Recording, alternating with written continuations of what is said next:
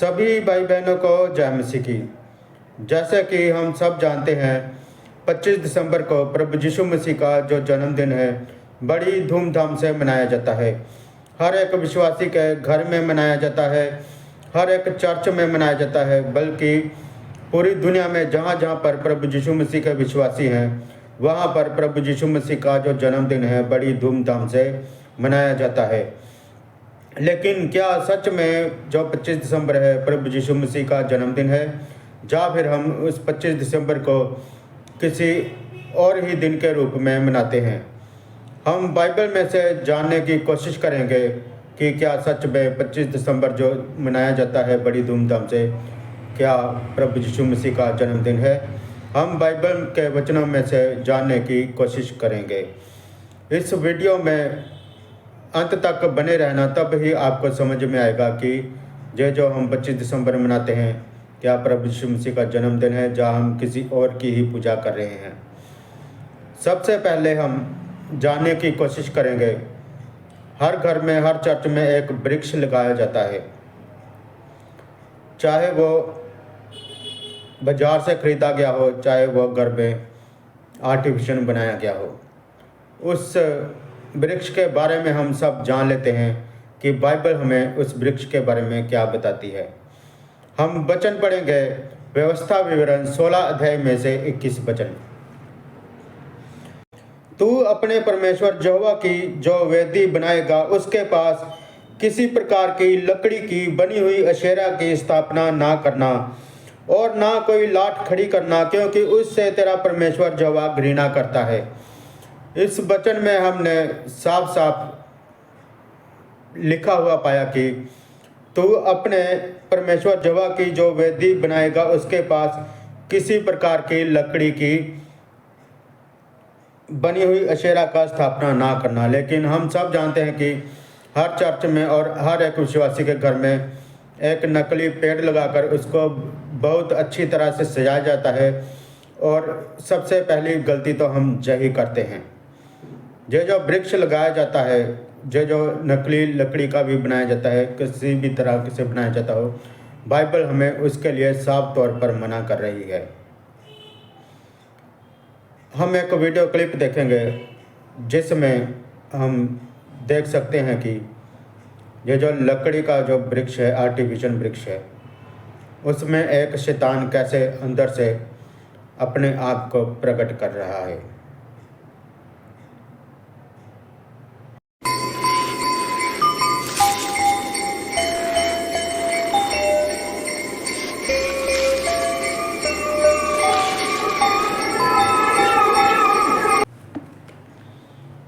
अभी हम एक और वचन पढ़ेंगे, जहजकल 8 अध्याय में से 16 वचन। तब वह मुझे यहोवा के भवन के भीतरी आंगन में ले गया और वहाँ यहोवा के भवन के द्वार के पास उसारे और वेदी के बीच कोई 25 पुरुष अपनी पीठ यहोवा के भवन की ओर अपने मुख पूर्व की ओर किए हुए थे, और वे पूर्व दिशा की ओर सूर्य को दंडवत कर रहे थे। इस वचन में भी हमने पढ़ा कि यहोवा परमेश्वर के भवन में उसकी वेदी के पास लगभग 25 पुरुष जो बैठे थे, लेकिन बैठे तो वो भवन में थे, लेकिन पूर्व दिशा की ओर मुंह कर कर सूर्य को दंडवत कर रहे थे। ऐसे ही जो बहुत सारे विश्वासी हैं, सेवक हैं, जो 25 दिसंबर को प्रभु यीशु मसीह का जन्मदिन मनाते हैं, असल में वे सूर्य देवता की उपासना कर रहे हैं। हम मरकुस 7 अध्याय में से 7 और 8 वचन पढ़ेंगे। जय व्यर्थ मेरी उपासना करते हैं, क्योंकि मनुष्य की आज्ञाओं को धर्मोपदेश करके सिखाते हैं, क्योंकि तुम परमेश्वर की आज्ञा को टालकर मनुष्य की रीतियों को मनाते हैं। इस वचन में भी हमने पढ़ा कि जे लोग व्यर्थ मेरी उपासना करते हैं, क्योंकि मनुष्य की आज्ञाओं को धर्मोपदेश करके सिखाते हैं, क्योंकि तुम परमेश्वर की आज्ञा को टालकर मनुष्य की रीतियों को मानते हो।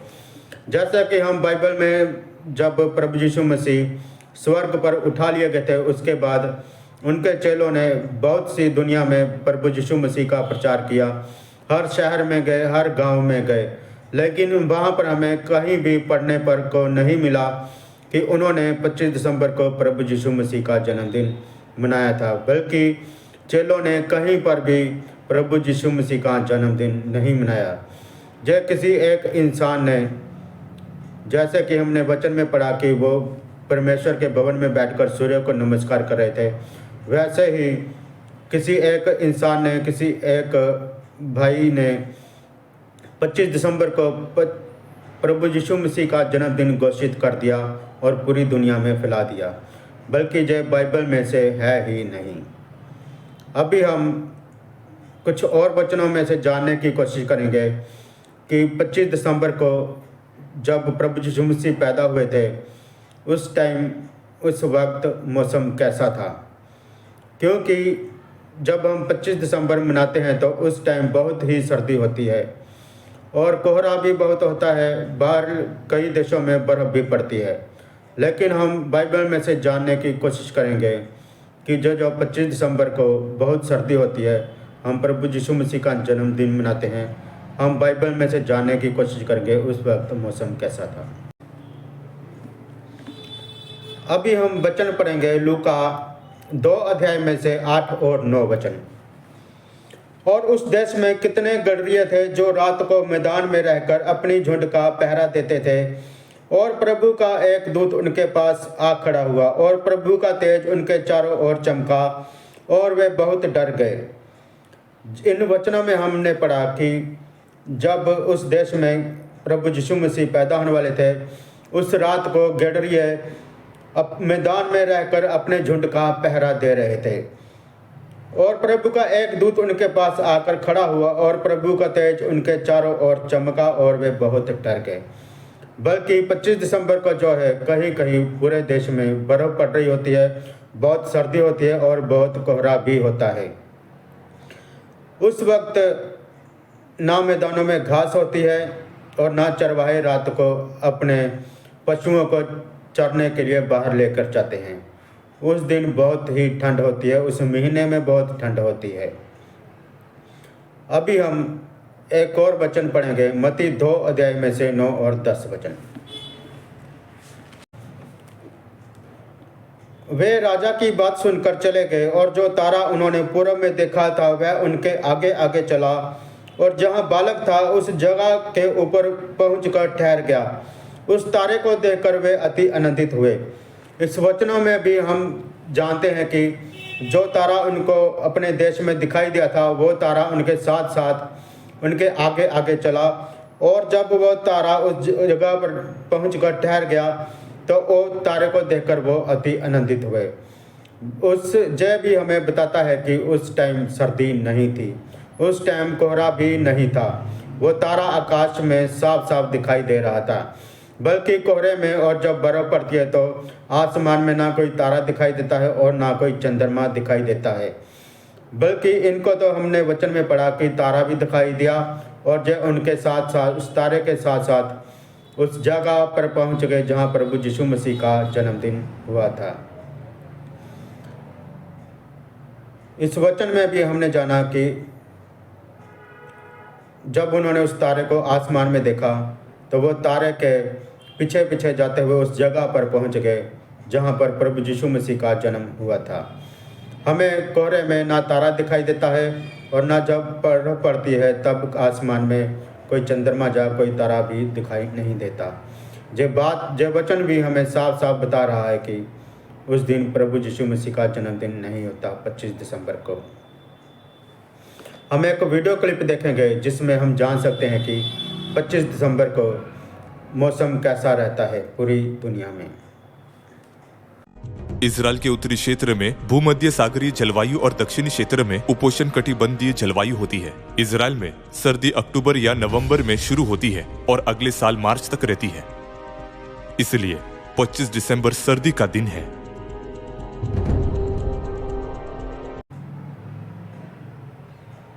हम वचन पढ़ेंगे लूका 22 अध्याय में से 19 और 20 वचन। फिर उसने रोटी ली और धन्यवाद करके तोड़ी और उनको जय कहते हुए दी, यह मेरी देह है जो तुम्हारे लिए दी जाती है, मेरे स्मरण के लिए यही किया करो। इसी रीति से उसने भोजन के बाद कटोरा भी जय कहते हुए दिया, जय कटोरा मेरे उस लहू में जो तुम्हारे लिए बहाया जाता है नई बचा है। प्रभु यीशु मसीह ने अपने जीवित रहते हुए अपने चेलों को ये कहा कि ये मेरी देह है जो तुम्हारे लिए दी जाती है, और ये मेरा लहू है जो तुम्हारे लिए बहाया जाता है, ये नई वाचा है। प्रभु यीशु मसीह ने हमें 25 दिसंबर को मनाने के लिए नहीं कहा, बल्कि उन्होंने कहा कि ये मेरी देह और ये मेरा लहू है, ये तुम्हारे लिए नई वाचा है। प्रभु यीशु मसीह ने हमें अपना प्रभु भोज लेने के लिए, अपनी देह लेने के लिए और अपना लहू पीने के लिए दिया था कि इसी को तुम किया करो। प्रभु यीशु मसीह ने हमें 25 दिसंबर मनाने के लिए नहीं कहा। अभी हम वचन पढ़ेंगे गलातियों 1 अध्याय में से 8 और 9 और 10 वचन। परंतु यदि हम जा स्वर्ग से कोई दूत भी उस सुसमाचार को छोड़ जो हमने तुमको सुनाया है, और कोई सुसमाचार तुम्हें सुनाए तो शापित हो। जैसा हम पहले कह चुके हैं वैसा ही मैं फिर कहता हूँ कि उस सुसमाचार को छोड़ जिसे तुमने ग्रहण किया है, यदि कोई और सुसमाचार सुनाता है तो शापित हो। अब मैं क्या मनुष्यों को मनाता हूँ या परमेश्वर को? क्या मैं मनुष्यों को प्रसन्न करना चाहता हूँ? यदि मैं अब तक मनुष्यों को ही प्रसन्न करता रहता तो मसीह का दास ना होता। इन वचनों में भी हमने साफ साफ पढ़ा कि अगर कोई भी आपको किसी और ही तरह का सुसमाचार सुनाए, कोई और ही तरह की आज्ञा दे, तो वह शापित हो। इस वचनों में हमने साफ साफ पढ़ा कि जिस सुसमाचार को छोड़ किसी और को तुमने ग्रहण किया तो वह शापित हो। प्रभु यीशु मसीह ने हमें कहीं भी 25 दिसंबर मनाने की आज्ञा नहीं दी और ना ही उनके चेलों ने आज्ञा दी, बल्कि पूरी बाइबल में 25 दिसंबर को कोई भी ऐसा जिक्र नहीं है कि प्रभु यीशु मसीह का जो जन्मदिन है। अभी हम कुछ और वचनों में जानने की कोशिश करेंगे। बहुत से कहते हैं कि बाइबल में कहीं भी प्रभु यीशु मसीह की जन्म तारीख के बारे में नहीं लिखा हुआ, इसलिए इंसानों के बनाए हुए रीति रिवाजों की मानते हुए हम 25 दिसंबर को प्रभु यीशु मसीह का जन्मदिन मनाते हैं। लेकिन हम बाइबल में से जानने की पूरी कोशिश करेंगे कि प्रभु यीशु मसीह का जन्मदिन कौन सी तारीख को है। जब 8 दिन पूरे हुए और उसके खतने का समय आया तो उसका नाम यीशु रखा गया, जो स्वर्गदूत ने उसके पेट में आने से पहले कहा था। इस वचन में हम साफ साफ पढ़ते हैं कि प्रभु यीशु मसीह की माता और पिता को पता था कि जब वो 8 दिन के हुए तब उसका नाम यीशु रखा गया। 8 दिन बाद प्रभु यीशु मसीह का नाम जो है यीशु रखा गया था। अभी हम लूका 2 अध्याय में से 42 वचन पढ़ेंगे। जब यीशु 12 वर्ष का हुआ तो वे पर्व की रीति के अनुसार यरूशलेम को गए। इस वचन में भी हम जानते हैं और पढ़ते हैं कि लिखा है कि जब उनके माता पिता को पता लगा कि वो 12 वर्ष का हो गया है, तब वे प्रभु यीशु मसीह को यरूशलेम में पर्व की रीति के अनुसार लेकर गए जब वो 12 वर्ष का हुआ। अभी हम लूका 3 अध्याय में से 23 वचन पढ़ते हैं।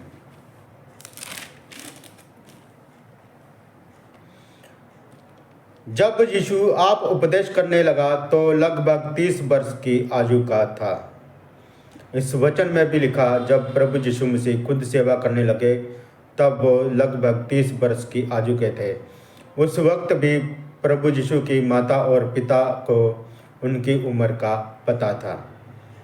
इन वचनों में हम जानते हैं कि उनको जब वो 8 दिन का हुआ तब भी पता था, जब वो 12 वर्ष का हुआ तब भी पता था, जब वो 30 वर्ष का हुआ तब भी पता था। लेकिन 25 दिसंबर को कहीं पर भी प्रभु यीशु मसीह ने आज्ञा नहीं दी कि आप मेरे जन्मदिन को मनाओ, और ना उनके माता पिता ने कहा कि 25 दिसंबर को प्रभु यीशु मसीह का जन्मदिन है। अभी हम कुलुस्सिया 2 अध्याय में से 8 वचन पढ़ेंगे। चौकस रहो कि कोई तुम्हें उस तत्व ज्ञान और व्यर्थ धोखे के द्वारा अपना एहर ना बना ले, जो मनुष्यों की परंपराओं और संसार की आदि शिक्षा के अनुसार तो है, पर मसीह के अनुसार नहीं। इस वचन में भी हमने साफ साफ पढ़ा है कि कोई तुम्हें व्यर्थ धोखे के द्वारा अपना एहर ना बना ले। जो 25 दिसंबर है मनुष्य की परंपराओं के अनुसार है, पर मसीह के अनुसार नहीं है।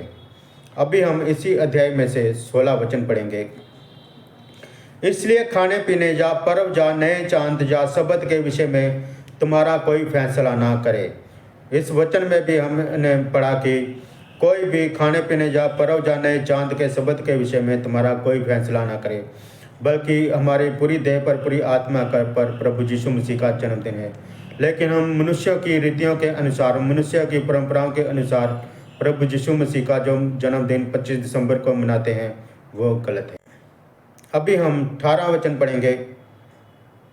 कोई मनुष्य आत्महीनता और स्वर्गदूतों की पूजा करा के तुम्हें दौड़ के प्रतिफल से वंचित ना करे। ऐसा मनुष्य देखी हुई बातों में लगा रहता है और अपनी शारीरिक समझ पर व्यर्थ भूलता है।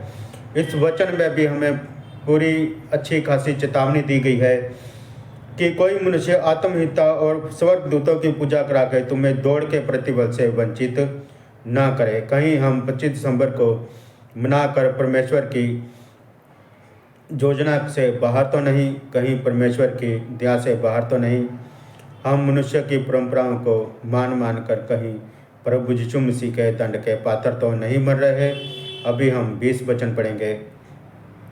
जबकि तुम मसीह के साथ संसार की आदि शिक्षा की ओर से मर गए हो, तो फिर क्यों उनके समान जो संसार के हैं जीवन बिताते हो। इस वचन में भी हमने पढ़ा कि मसीह के साथ संसार की आदि शिक्षा की ओर से मर गए हैं, तो फिर क्यों उनके समान जो संसार के हैं जीवन बिताते हो। क्या हम संसार को दिखाने के लिए प्रभु यीशु मसीह का जन्मदिन मना रहे हैं। इस वचन में भी हम साफ पढ़ रहे हैं कि अगर आप प्रभु यीशु मसीह से जानकर बपतिस्मा लेकर संसार की शिक्षाओं से मर गए हैं, अपने आप को अलग कर लिया है, तो फिर क्यों उन्हीं की शिक्षाओं में द्वारा मनुष्यों को दिखाने के लिए हम उन्हीं कामों को कर रहे हैं। अभी हम फिलिप्पियों 4 अध्याय में से 4 वचन पढ़ेंगे।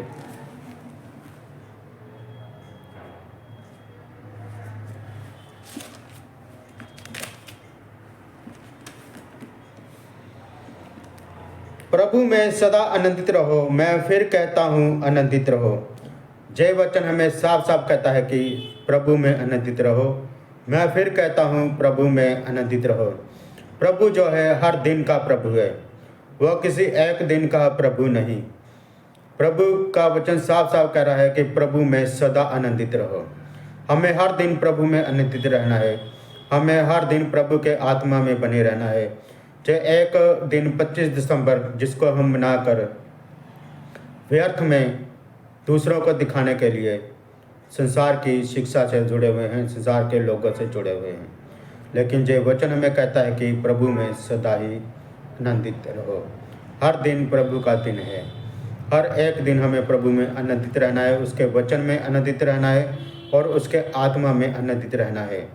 जे हमें बिल्कुल भी 25 दिसंबर मनाने को वचन जो हमने बताए हैं मना कर रहे हैं। हम जो संसार की शिक्षा के अनुसार 25 दिसंबर को मना रहे हैं, जो बाइबल की शिक्षा के अनुसार नहीं है। सबको जय मसीह की।